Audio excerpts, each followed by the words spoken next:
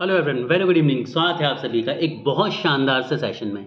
EPFO 2025 just around the corner है। अब आपके पास बचे हैं 50 दिन और इन 50 दिन में आपको करना है अपना सबसे बेस्ट। ठीक है, क्योंकि मौका वी डोंट नो कब मिले। बहुत सारे बच्चे 30+ हैं, दोबारा मौका नहीं मिलने वाला आपको, या दोबारा मौका आपके काम का नहीं है। तो आपको जो कुछ भी करना है ना, अपनी सारी की सारी जान जो है ना, वो यही इसी रिक्रूटमेंट में झोंकनी है।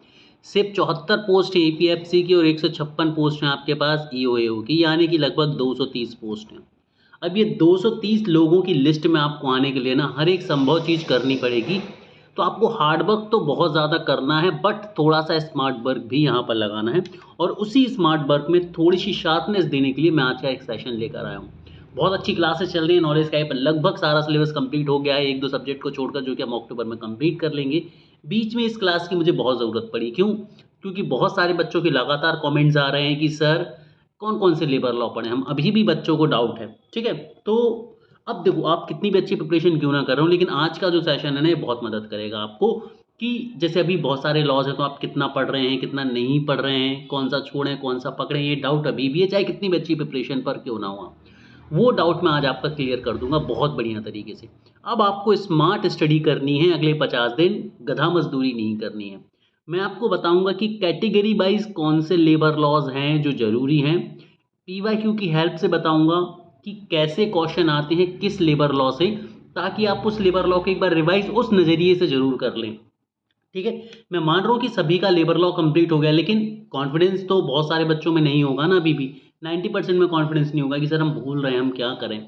तो आज की जो क्लास है ना, आपको रिवीजन में शार्पनेस अवेलेबल कराएगी कि जब आप लेबर लॉ पढ़ें तो आपको ये पता होना चाहिए कि इन इन एरियाज से ही क्वेश्चन आएंगे और इन इन एरिया को मुझे बहुत ज़्यादा स्ट्रॉन्ग कर लेना है। ठीक है, मतलब हम ये देखेंगे कि कहाँ से सबसे ज़्यादा क्वेश्चन आते हैं और इस बार भी वही कैसे क्वेश्चन आएंगे, किस एरिया से क्वेश्चन आएंगे, हम ये पीवाईक्यू से ट्रैक करने वाले हैं। कैटेगरी वाइज मतलब क्या है, कैटेगरी जब आप आगे देखोगे तो आपको समझ आ जाएगा कि देखिए क्या होता है। एक कैटेगरी है और उस कैटेगरी के हिसाब से ही उस एक्ट से क्वेश्चन बनते हैं। ये चीज़ मैंने नोटिस करी है बहुत सारे प्रीवियस ईयर के क्वेश्चंस को देख के।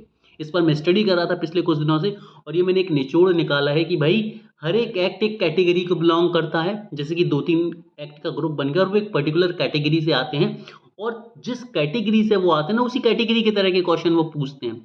तो हर एक एक्ट से बहुत ही लिमिटेड फैक्ट हैं जो पॉसिबल हैं, और वो पॉसिबल फैक्ट ही आपको पढ़ने हैं, वो पॉसिबल चीज़ें ही, कंसेप्ट आपको पढ़नी है, अननेसेसरी नहीं पढ़ना है।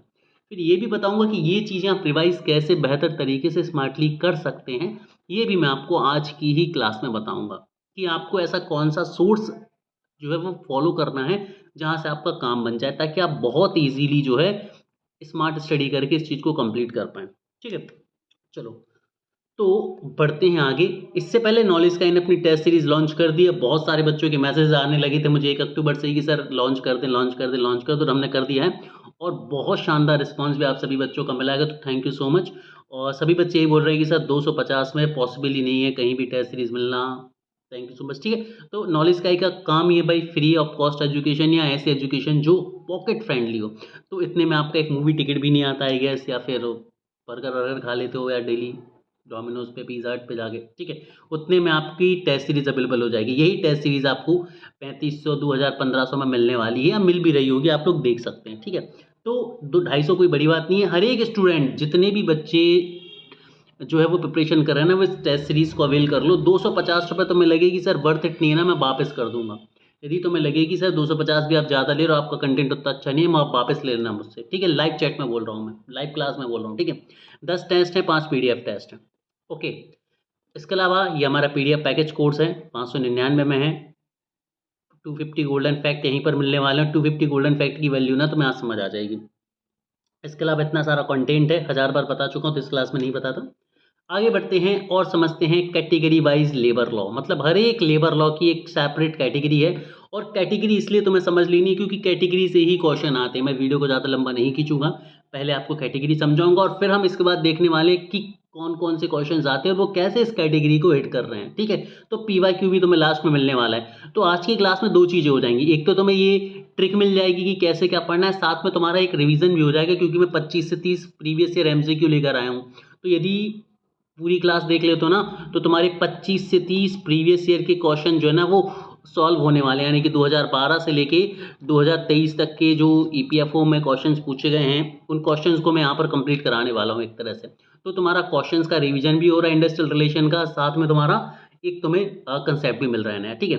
तो सबसे पहले जो कैटेगरी है वो है रेगुलेटिव लेबर लॉज कैटेगरी। मतलब कुछ लेबर लॉज ऐसे हैं जो रेगुलेटिव कैटेगरी के हैं। अब रेगुलेटिव कैटेगरी के हैं यदि वो, तो वहां से जो क्वेश्चन बनेंगे ना वो ऐसे क्वेश्चन बनेंगे जो रेगुलेशन पर बेस्ड होंगे, रेगुलेटिव सिनारियोज पर बेस्ड होंगे। रेगुलेशन का मतलब ये है कि ऐसे लेबर लॉज जो ये रेगुलेट करते हैं कि ऑर्गेनाइजेशंस को कैसे चलना चाहिए, ऑर्गेनाइजेशंस को क्या क्या करना चाहिए, क्या नहीं करना चाहिए, कैसे अपने आप को रजिस्टर कराना चाहिए, कैसे कोई बॉडी बनानी चाहिए। तो जो रेगुलेशन के लिए इंस्ट्रक्शन देते हैं वो कहलाते हैं आपके रेगुलेटिव लेबर लॉज, ठीक है। तो यहां से जो क्वेश्चन पूछे जाएंगे ना वो रेगुलेशन बेस्ड पूछे जाएंगे कि यदि कोई रेगुलेशन लगा रहा है तो किस तरह का रेगुलेशन वो लगा रहा है। तो बेसिकली क्वेश्चन जो लेबर लॉ रेगुलेशन बनाएंगे या जो कमेटी बनाएंगे या जो अथॉरिटी बनाएंगे या इसमें जो बॉडीज होंगी उन पर क्वेश्चन जनरली पूछे जाएंगे, तो रेगुलेटिव लेबर लॉज।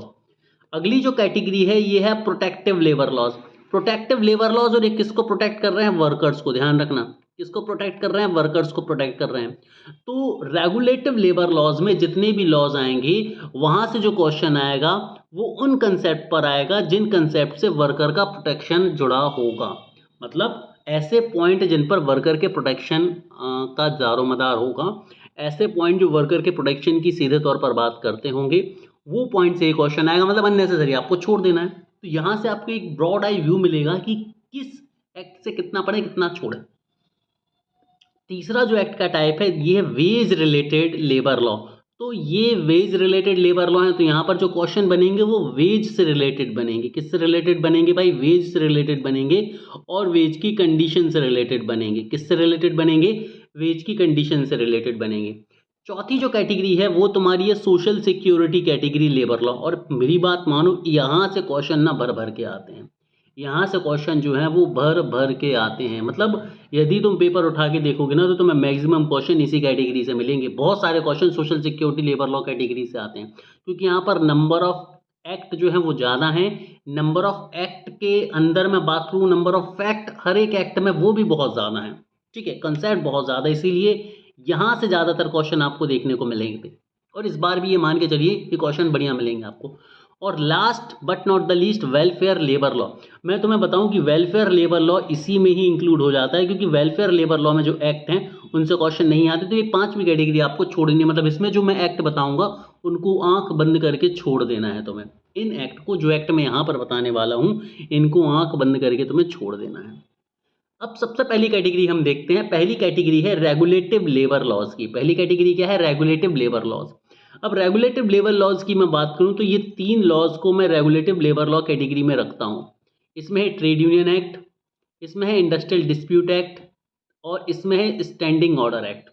अब यहाँ पर ये तीनों के तीनों ही एक्ट जो हैं वो इंपॉर्टेंस रखते हैं, क्योंकि यदि तुम पेपर उठा के देखोगे तो ट्रेड यूनियन पर क्वेश्चन आता ही आता है, ट्रेड डिस्प्यूट पर क्वेश्चन आता ही आता है, और industrial employment standing order act पर जो क्वेश्चन होता है वो हर 2 साल में आता है। याद रखना, ये हर 2 साल में आता है क्वेश्चन।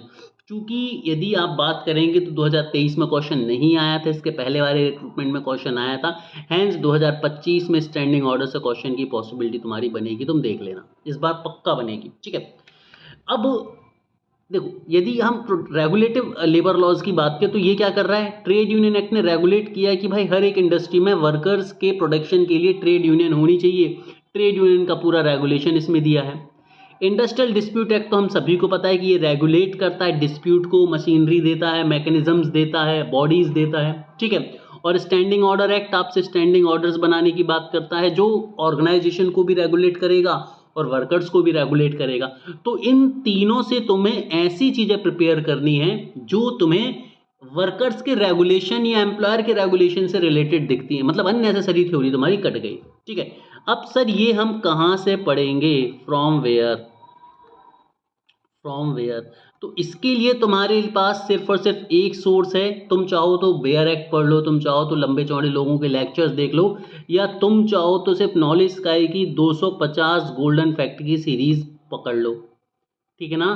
गोल्डन फैक्ट की तुम सीरीज देख लो। यदि तुम गोल्डन फैक्ट की सीरीज देख लेते हो ना, तो ये जो आज की क्लास में मैं तुम्हें जितनी भी चीज़ें बताने वाला हूँ वो कवर हो जाएगा। मतलब जो 250 गोल्डन फैक्ट पढ़ रहे हैं वो ऑलरेडी इन सभी चीज़ों को फॉलो कर रहे हैं। क्यों? क्योंकि मैंने 250 गोल्डन फैक्ट की जो सीरीज बनाई है ना, वो इन सभी चीज़ों को पॉइंट आउट करते हुए बनाई, इन सभी चीज़ों को ध्यान में रखते हुए बनाई है, ठीक है। वहाँ पर तुम्हें फैक्ट मिलेंगे, किस एक्ट से कौन से इंपॉर्टेंट फैक्ट है वही मिलेंगे। तो यदि हम ट्रेड यूनियन की बात करें, हम इंडस्ट्रियल डिस्प्यूट एक्ट की बात करें, हम स्टैंडिंग ऑर्डर एक्ट की बात करें, ये रेगुलेटरी एक्ट हैं और ये रेगुलेट करते हैं एम्प्लॉयर्स को, कुछ हद तक एम्प्लॉयज़ को भी, और रेगुलेशन से रिलेटेड ही क्वेश्चन आएंगे यहाँ पर तुम्हारे साथ। तो तुम्हें वही पॉइंट यहाँ पर कवर करने हैं जो रेगुलेशन से रिलेटेड है। अब मैं ज़्यादा नहीं बोलूँगा इस पर, अननेसेसरी नहीं खींचना चाहूँगा मैं इस एक्ट को, ठीक है। आगे बढ़ते हैं। अगला जो है तुम्हारा कैटेगरी वो है protective labour laws. Protective labour law क्या करती है? Protection of worker. क्या करती है? Protection of worker. अब चूंकि ये वर्कर्स का प्रोटेक्शन करती है, इसीलिए यहाँ से जो क्वेश्चन आएंगे वो उन प्रोविजन से आएंगे जो वर्कर के प्रोटेक्शन से रिलेटेड होंगे। जैसे फैक्ट्रीज एक्ट की मैं बात करूँ तो फैक्ट्रीज एक्ट तो मैंने बहुत डिटेल में पढ़ा दिया है, बहुत बार समझा चुका हूँ कि कहाँ कहाँ से क्वेश्चन आएंगे। तो वर्क फैक्ट्रीज एक्ट की यदि हम बात करें तो फैक्ट्रीज एक्ट में हमने देखा है भाई, वर्किंग आवर्स के बारे में बात होती है, वेलफेयर के बारे में बात होती है, हेल्थ के बारे में बात होती है, सेफ्टी के बारे में बात होती है, मतलब हर तरह से वर्कर के प्रोटेक्शन से ये डायरेक्टली रिलेटेड होता है। इसके बाद माइंस एक्ट, फिर इसके बाद प्लांटेशन लेबर एक्ट, ठीक है। अब उसके बाद आता है शॉप्स एंड एस्टैब्लिशमेंट एक्ट। अब मैं तुम्हें यहाँ पर सिर्फ ये नहीं बताने वाला हूँ कि क्या क्या पढ़ना है, मैं तुम्हें ये भी बताने वाला हूँ कि क्या नहीं पढ़ना है। और उसमें सबसे पहले तुम्हें शॉप्स एंड एस्टैब्लिशमेंट एक्ट नहीं पढ़ना है, ये एक्ट नहीं पढ़ना है तुम्हें, बिल्कुल भी इस एक्ट को छूना ही नहीं है, देखना ही नहीं, खत्म कर दो। अब बचते हैं 3 एक्ट। तो इन एक्ट की प्रायोरिटी को यदि हम सेट करें तो मैंने प्रायोरिटी के बेसिस पर ही लिखा है, ये पहली प्रायोरिटी पर है, ये दूसरी प्रायोरिटी पर है और ये तीसरी प्रायोरिटी पर है, ठीक है। आज की क्लास में तुम्हें ये भी पता चलेगा कि किस तरह से किस कैटेगरी से एक्ट को आपको कवर करना है, ठीक है। क्योंकि क्या होगा, आप एक चीज़ समझ के देखिए, जैसे प्रोटेक्टिव लेबर लॉ की मैं बात करूं तो इन तीनों से क्वेश्चन नहीं आएंगे, इन तीनों में से किसी एक या दो से क्वेश्चन आएंगे। समझ रहे हो मेरी बात? मतलब हर एक कैटेगरी के एक या दो एक्ट से ही क्वेश्चन आएंगे, सारे एक्ट से क्वेश्चन नहीं आएंगे। तो ये चीज़ भी हमें समझनी है कि किस कैटेगरी में से कितना वेटेज लेके हमें पढ़ना है, मतलब गधा मजदूरी हमें नहीं करते रहनी है, ठीक है। तो यदि हम बात करें फैक्ट्रीज एक्ट 1948 की, इससे क्वेश्चन आता है। इसके अलावा एक क्वेश्चन इनसे आ सकता है माइंस एक्ट से या प्लांटेशन लेबर एक्ट से। देखो यहाँ पर प्लांटेशन लेबर एक्ट जो है ना, इसके चांसेस बहुत मिनिमल हैं, बहुत मिनिमम है, बहुत मिनिमम चांसेस हैं कि यहाँ से क्वेश्चन आएगा, यहाँ से भी, ठीक है। नेग्लेजिबल नहीं है, बहुत मिनिमम है, ठीक है। लेकिन इन दोनों की ज़्यादा है और इसमें फर्स्ट ये है और सेकंड ये प्रायोरिटी पर है, ठीक है। फर्स्ट ये सेकंड प्रायोरिटी पर ये रहा, ठीक है। तो हर ऐसा नहीं है कि भाई मान लो आप ये सोच लो कि हम फैक्ट्रीज एक्ट पढ़ लें, माइंस एक्ट पढ़ लें, प्लांटेशन एक्ट पढ़ लें, या हम ईपीएफ एक्ट पढ़ लें, ईएसआईसी एक्ट पढ़ लें। तो यदि ये चीज़ तुम्हें इस वीडियो से समझ आएगा कि आपको एक बैलेंस्ड तरीके से एक्ट को पढ़ना है, ऐसा नहीं कि आप पूरी थ्योरी पूरे किसी एक ऐसे एक्ट आपने पढ़ ली, 10 एक्ट आपने जो तैयार किए वो सिर्फ 2 कैटेगरी को ही कवर कर रहे हैं। नहीं भाई, यूपीएससी हर एक कैटेगरी के एक्ट से आपसे क्वेश्चन पूछती है। आप ये यूपीएससी के प्रीवियस ईयर के क्वेश्चंस मैं तुम्हें दिखाने वाला हूँ, तुम्हें समझ आ जाएगा कि जो यूपीएससी है वो कैटेगराइजेशन करती है, कैटेगराइजेशन के हिसाब से ही क्वेश्चन पूछती है। ऐसे नहीं पूछती कि सारे क्वेश्चन आपके सोशल सिक्योरिटी से भर देंगे, या सारे क्वेश्चन आपके प्रोटेक्टिव लेबर लॉ से भर देंगे, या सारे क्वेश्चन तुम्हें रेगुलेटरी लेबर लॉ से भर देंगे। नहीं, तो मैं वहाँ पर रेगुलेटरी लेबर लॉज का भी क्वेश्चन दिखने वाला है, वहाँ पर तुम्हें प्रोटेक्टिव लेबर लॉज का भी क्वेश्चन दिखने वाला है, तुम्हें सोशल सिक्योरिटी से रिलेटेड क्वेश्चन दिखने वाला है, तुम्हें वेज से रिलेटेड क्वेश्चन दिखने वाला है। मतलब एक सेम प्रपोर्शन में, एक बैलेंस्ड प्रपोर्शन में तुम्हें एक्ट को पढ़ के जाना है। और यही इस क्लास में मैं तुम्हें सिखा रहा हूँ, क्योंकि पढ़ तो तुम बहुत रहे हो, कंटेंट तुम्हारे पास बहुत है, लेकिन उस कंटेंट को स्मार्ट तरीके से कैसे कवर करना है ये तुम्हें इस क्लास में पता चल जाएगा आज, ठीक है। तो फैक्ट्रीज एक्ट बढ़िया तरीके से करो, फैक्ट्रीज एक्ट मैंने बहुत अच्छे तरीके से कराया है, और फैक्ट्रीज एक्ट की एक सेपरेट क्लास है 250 गोल्डन फैक्ट में। उस पहली पीडीएफ में ना सारे इंपॉर्टेंट फैक्ट हैं जो प्रोटेक्टिव हैं और जो बहुत ज़्यादा ज़रूरी हैं। और तुम कितने भी पुराने पेपर उठा के देख लो, कोई भी एक ऐसा क्वेश्चन नहीं मिलेगा जिन 250 वाली फैक्ट की सीरीज में से फैक्ट्रीज एक्ट से बाहर तुम्हें देखने को मिल जाएगा। हालांकि किसी भी एक्ट को उठा सकते हो, बट मैं तुम्हें एक एग्जांपल लेने के लिए फैक्ट्रीज एक्ट का एग्जांपल दे देता हूँ। तुम्हें और कहीं नहीं भटकना है, सिर्फ 250 गोल्डन फैक्ट को इस जो सीरीज में तुम्हें आज समझा रहा हूँ ना, ये बहुत दिन से मैं समझ के रखा हूँ, स्टडी करके रखा हूँ, और उसी बेस पर 250 गोल्डन फैक्ट तैयार हो रहे हैं। ठीक है, माइंस एक्ट से क्वेश्चन आ जाते हैं। ठीक है, तो माइंस एक्ट से एक ही क्वेश्चन आता है, ये मान के चलिए, एक ज़्यादा क्वेश्चन नहीं आएगा। और माइंस एक्ट पर जो क्वेश्चन आएगा बेसिकली वो प्रोटेक्शन बेस्ड ही आएगा कि भाई माइंस एक्ट में क्या सिनारियो हैं आपके, वर्किंग कंडीशन क्या है ना। और ये हमने देखा है कि भाई ये बेसिकली कंटिन्यूस सर्विस में ही कंप्लीट हो जाता है। तो कंटिन्यूस सर्विस का जो टर्म है ना, वर्किंग आवर्स का जो टर्म है, वहीं से बेसिकली इस पर क्वेश्चन पूछा जाएगा आपका, क्योंकि वर्किंग आवर्स से आप प्रोटेक्शन कर रहे हैं ना, डायरेक्टली इनडायरेक्टली। ठीक है, तो उस एरिया से क्वेश्चन आने के चांसेस बहुत ज़्यादा हैं यहाँ पर। इसके बाद जो तीसरी कैटेगरी है, ये है तुम्हारी wage related category. Wage related category जो है ना, ये बहुत ब्रॉड है, बहुत ज़्यादा ब्रॉड कैटेगरी। इसमें पेमेंट ऑफ वेजेस एक्ट देखने को मिलेगा, इसमें मिनिमम वेजेस एक्ट देखने को मिलेगा, इसमें पेमेंट ऑफ बोनस एक्ट देखने को मिलेगा, और इसमें इक्वल रेम्यूनरेशन देखने को मिलेगा। इक्वल रेम्यूनरेशन एक्ट तुम छोड़ सकते हो, इक्वल रेम्यूनरेशन एक्ट तुम छोड़ सकते हो। ठीक है, बिल्कुल छोड़ सकते हो, कोई दिक्कत नहीं, लेकिन इन तीनों पर काम तुम्हें करना है। ये दोनों एक्ट मैंने 250 गोल्डन फैक्ट की थर्ड क्लास में करा दी है। ठीक है, क्लियर।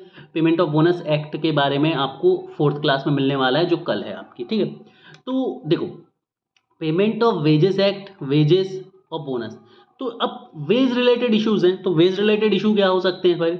वेज रिलेटेड इशू ये हो सकते हैं कि भाई मिनिमम वेज क्या है, वेज किन कंडीशन में दी जाती है, वेज की डेफिनेशन क्या है। अब ये मान के चलो इन तीनों में वेज की डेफिनेशन दी है, तो भाई वेज की डेफिनेशन से रिलेटेड क्वेश्चन पूछा जा सकता है, क्योंकि हर एक में छोटे छोटे से माइनर माइनर चेंज है।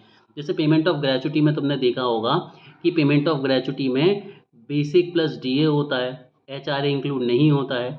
लेकिन वहीं कई सारी डेफिनेशन में बेसिक प्लस डीए प्लस तुम्हें एचआरए देखने मिलेगा। तो ये अंतर तुम्हें पता होना चाहिए कि किस एक्ट में हमने बेसिक प्लस डीए पढ़ा है वेज में, और किस एक्ट में हमने basic plus DA plus HRA पढ़ा है। ट्रस्ट में एक क्वेश्चन ये गिर गया ना तो कंफ्यूज हो जाओगे सिर्फ इसे के एचआरए की वजह से। कुछ एक एक्ट हैं जिनमें एचआरए काउंट नहीं होता है, कुछ एक एक्ट हैं जिनमें एचआरए काउंट होता है। ठीक है, तो ये एक सिनारियो है जो तुम्हें समझना है। इसके अलावा मिनिमम वेजेस एक्ट की हम बात करें तो मिनिमम वेजेस एक्ट में रजिस्टर और उससे रिलेटेड एक प्रोविज़न है। जैसे कि last time minimum wages act से क्वेश्चन आया था कि एक रजिस्टर मेंटेन करना होता है एम्प्लॉयर्स को, और उस रजिस्टर को लास्ट एंट्री से कितने दिन तक रिकॉर्ड में रखना होता है। तो हमें इसका आंसर पता है 3 ईयर्स तक। तो ये क्वेश्चन आया है 2025 में ही आया, फिर से इस बार आएगा। तो वेज से रिलेटेड क्वेश्चन, वेज कैटेगरी क्या है तो वेज से रिलेटेड क्वेश्चन ही आएगा, समझ रहे हो ना। अब यहाँ से और भी तो कई सारे कंटेंट बनते हैं, और भी कई सारे कंटेंट बनते हैं, डेफिनेशंस बनती है, बहुत सारी चीज़ें बनती है, बट डेफिनेशन नहीं पूछेगा। क्यों? क्योंकि वो तुमसे वेज कैटेगरी का है, तो वेज से रिलेटेड क्वेश्चन नहीं पूछेगा। डेफिनेशन तुमसे कहाँ पर पूछेगा? वो ज़्यादातर वो तुमसे रेगुलेटरी वाले केस में पूछेगा। मतलब डेफिनेशन यदि आएगी ना तो इन दो कैटेगरी से आएगी, समझ लो।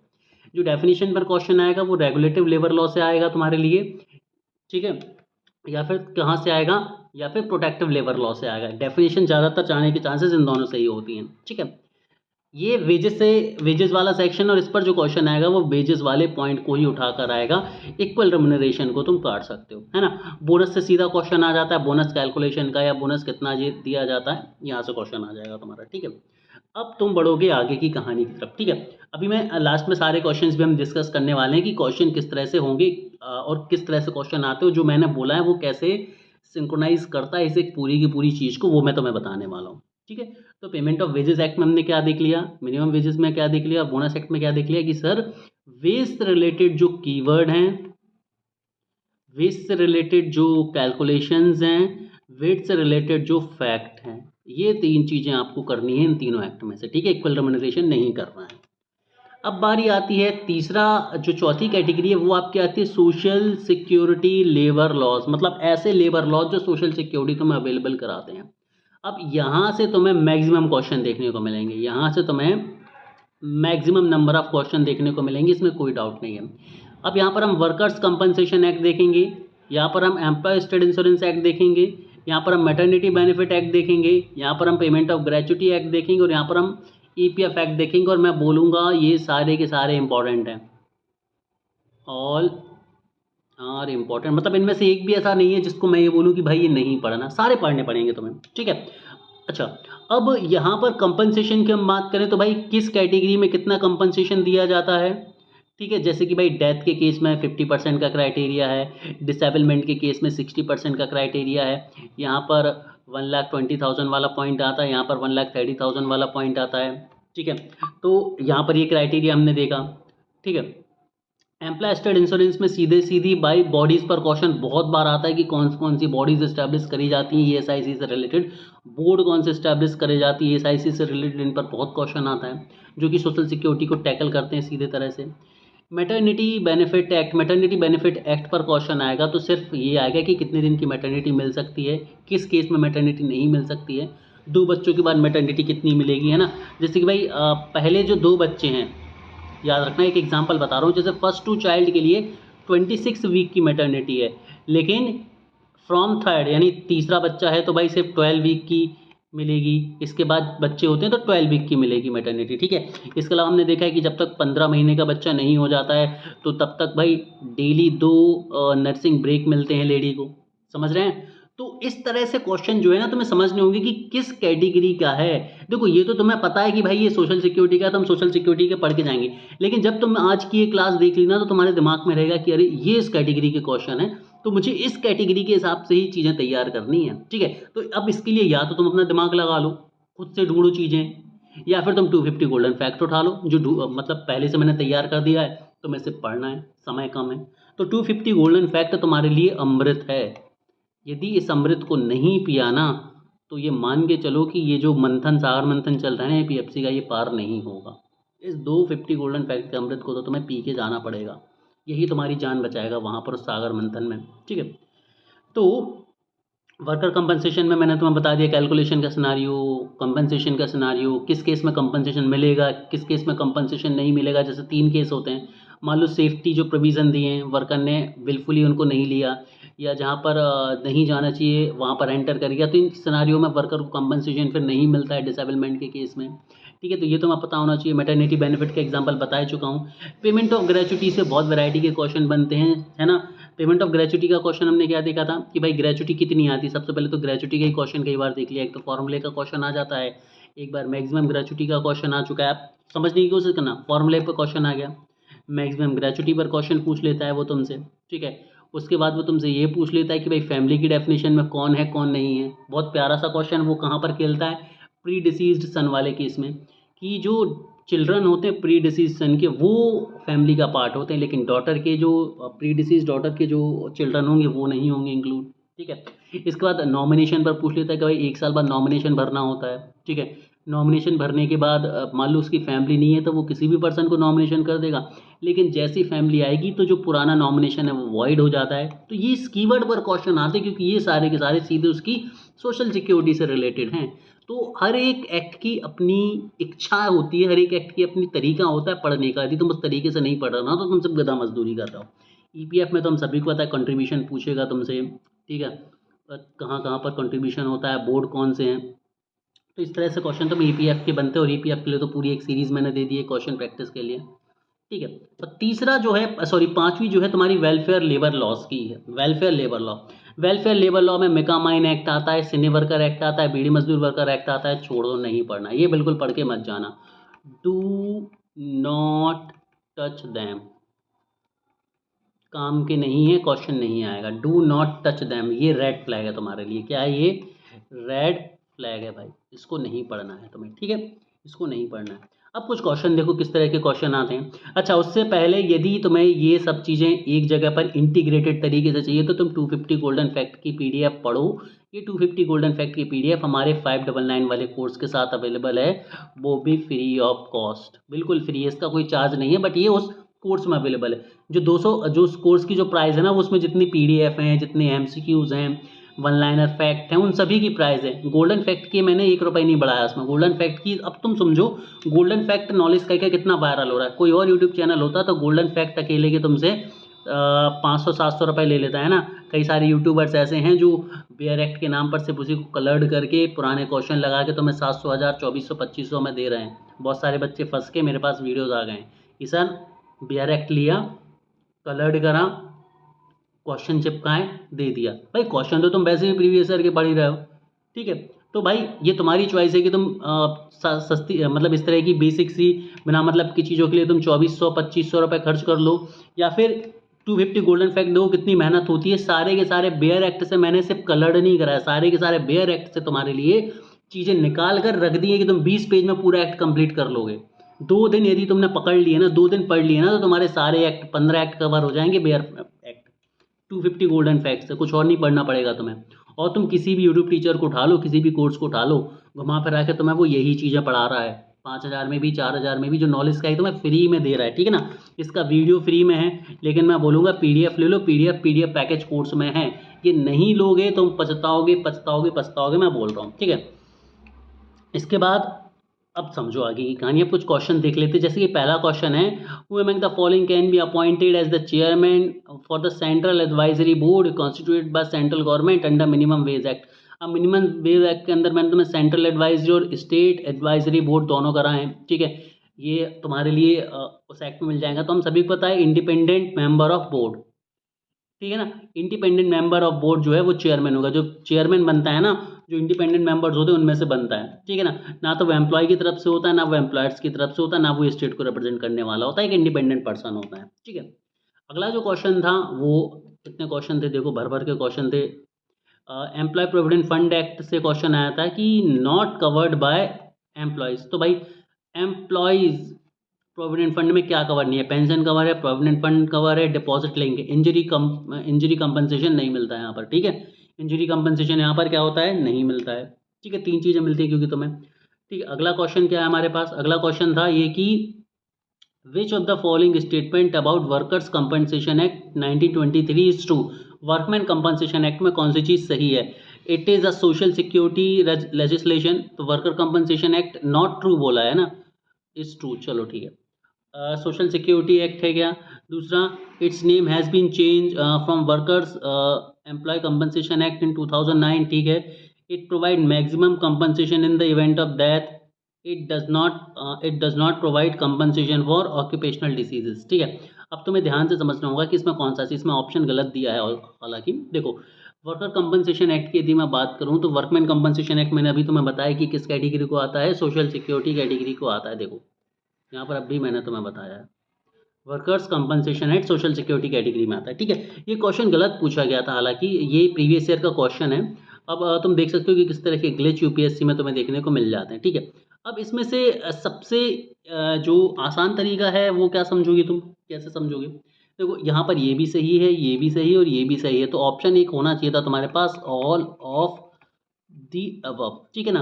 अब ये कंपनसेशन फॉर ऑक्यूपेशनल डिसीजेज में कंपनसेशन नहीं प्रोवाइड कराता, तो भाई ये भी गलत है, बिल्कुल प्रोवाइड कराता है। ये पॉइंट भी सही है, तो याद रखना 1923 के बारे में ये तीनों के तीनों पॉइंट ही तुम्हारे सही हैं, ठीक है।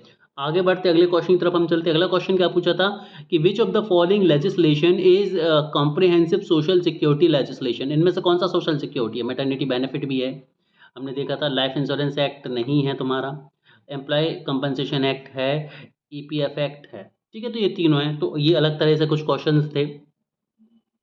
अगला क्वेश्चन क्या था? Employ state insurance act 1948 cover करता है फैक्टर्स को, ठीक है। तो क्या क्या कवर करता है? फैक्टर्स एंड एस्टेब्लिशमेंट विद 100 और मोर एम्प्लॉय, तो 10 और 10 से ज़्यादा एम्प्लॉय वाली तो सिचुएशन हर एक्ट में लगी है। Provision of comprehensive medical care of employees and their families, बिल्कुल देता है। Provision of cash benefit during sickness, बिल्कुल देता है। Monthly payment in case of death और डिसेबलमेंट, बिल्कुल देता है। तो भाई चारों ही सही है, ऑप्शन डी बिल्कुल करेक्ट हो जाएगा। एक सेकंड मुझे यहाँ पर पढ़ लेने दो, ये जो डाउट था ना क्वेश्चन में, is the social security legislation, ठीक है, ये है, ये नहीं है, अप्लाई कंपनसेशन है, ये है, ठीक है, क्लियर है। ये भी सही था, ये भी सही था, ठीक है। इसमें गड़बड़ दिया था कुछ बुक, ठीक है। तो ये भी क्वेश्चन हो गया हमारा। आगे बढ़ते हैं। Which one of the following is a statutory machinery function in central level. Central level पर स्टैट्यूटरी मशीनरी फंक्शन कौन सा है भाई? Central implementation and evaluation committee देखी नहीं हमने, अभी एक्ट में नहीं पढ़ी होगी आपने। Central board for workers education, ऐसा कुछ भी किसी एक्ट में मैंने तुम्हें नहीं पढ़ाया। स्टैंडिंग लेबर कमेटी जरूर पढ़ी है हमने। और employ state insurance corporation, ESIC सबसे कॉमन है यदि हम बात करें स्टैट्यूटरी मशीनरी। स्टैट्यूटरी मशीनरी की बात करेगी, ये तो कमेटी है, ठीक है, समझ रहे हो ना। स्टैट्यूटरी मशीनरी की बात करेगी, इसीलिए ये दोनों चीज़ हमने पढ़ी है, लेकिन ये मशीनरी नहीं है, स्टैट्यूटरी नहीं है, ये स्टैट्यूटरी मशीनरी है। चलो आगे बढ़ जाओ।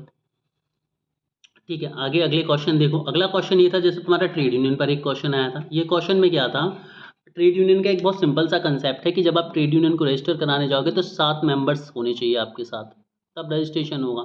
और उसका रजिस्ट्रेशन बना रहे इसके लिए कंपलसरी ये होता है कि 10% मेंबरशिप हमेशा होनी चाहिए कंपनी के पास, सॉरी ट्रेड यूनियन के पास। ट्रेड यूनियन के पास हमेशा 10% मेंबरशिप होनी चाहिए, तो ही उस ट्रेड यूनियन का रजिस्ट्रेशन जो है वो बना रहेगा।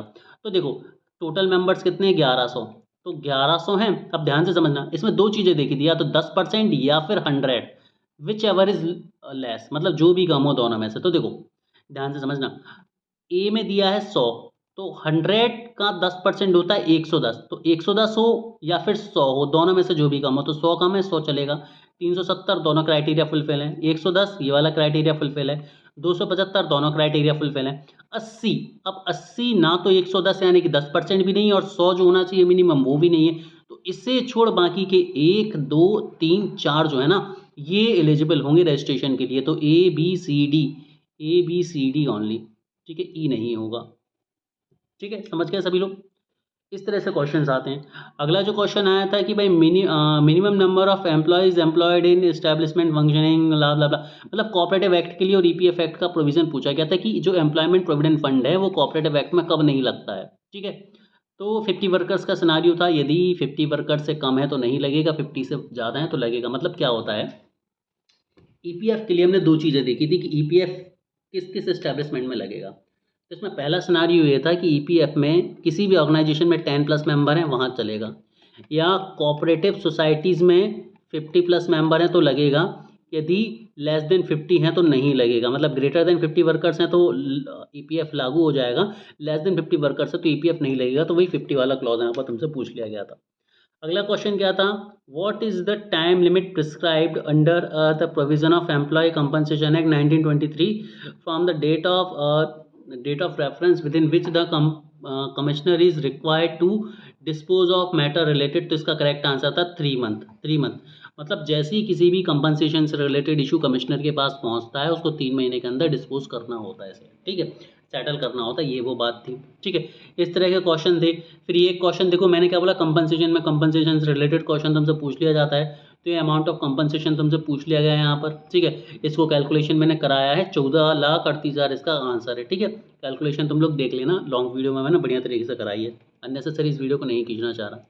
सेम एम्प्लॉय स्टेट इंश्योरेंस पर एक और क्वेश्चन 2025 का ही ये क्वेश्चन है। ठीक है, कि क्या बोला गया है भाई, कोई भी जो क्वेश्चन है वो कौन बोर्ड देखेगा। तो भाई हमने देखा था यहाँ पर द मेडिकल बोर्ड देखेगा। यहाँ पर कौन सा बोर्ड देखेगा, एक मेडिकल बोर्ड देखेगा। इसके बाद क्वेश्चन क्या था तुम्हारे पास कि क्वेश्चन किससे रिलेटेड था, एम्प्लॉयमेंट प्रोविडेंट फंड एक्ट में क्या क्वेश्चन पूछा गया था कि central government to authorise employees to create separate fund. Separate fund का केस में हमने 500 मेंबर्स दे गए थे इसमें। ठीक है, चलो तो यहाँ से इस तरह से जो क्वेश्चन है वो तुमसे पूछे गए हैं, ये क्वेश्चन रिपीट हो गया है। फिर ये ट्रेड यूनियन से क्वेश्चन था कि ट्रेड यूनियन का जो रजिस्ट्रेशन है वो कैसा है। तो भाई ट्रेड यूनियन का जो रजिस्ट्रेशन है वो पूरी तरह से ऑप्शनल होता है, मैंने अभी तुम्हें रिवाइज कराया परसों की क्लास में। ठीक है, तो इस तरह से जो क्वेश्चन हैं बार बार पूछे जाते हैं और बार बार ये एग्ज़ाम में आते हैं। अब मैंने तुम्हें एक तरह से क्वेश्चंस भी रिवाइज करवा दिए हैं, तुम्हारा काम भी मैंने बनवा दिया है। ये minimum wages act, payment of wage act 1935, the employ establishment to maintain the register record. तो भाई लास्ट एंट्री से कितने समय तक करना पड़ता है, तो 3 साल तक करना पड़ता है। ठीक है, तो ये चीज़ें मैं तुम्हें बार बार बता रहा हूँ कि भाई कैटेगरी वाइज तुम्हें चीज़ें समझनी और उसी हिसाब से पढ़नी है, अंधी चाल हमें नहीं चलनी है।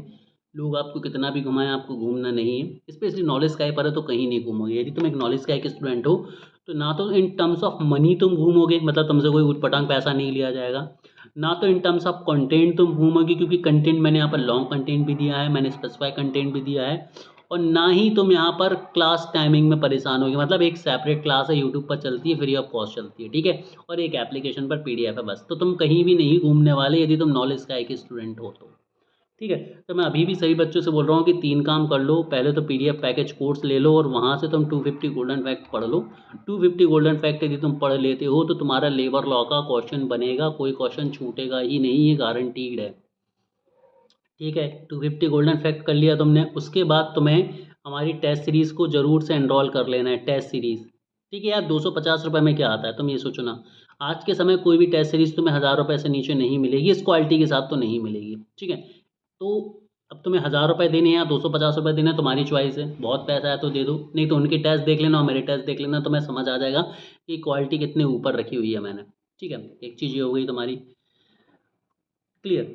इसके अलावा फ्री प्लेलिस्ट जो है नॉलेज का है कि इसे ज़रूर ज्वाइन कर लो। पूरे कोर्स पूरे सब्जेक्ट कंप्लीट करा दिए नॉलेज का है ना। बस हमारे पास मैथ्स, कंप्यूटर और इंग्लिश है, तो इंग्लिश की 2 क्लासेस में कंप्लीट होने वाला है, कंप्यूटर की 4 से 5 क्लासेस, और मैथ्स जो है वो खत्म हो जाएगा तुम्हारा अक्टूबर तक, ठीक है। पॉलिटी में जितनी ज़रूरी चीज़ें थी 2 क्लास और आनी, पॉलिटी भी तुम्हारी खत्म है। तो लगभग नॉलेज का ने सबसे पहले सारा कोर्स बहुत प्रॉपरली कंप्लीट करा है, वो भी यूट्यूब पर फ्री ऑफ कॉस्ट। तो पढ़ते रहो, आगे बढ़ते रहो। Have a great day everyone.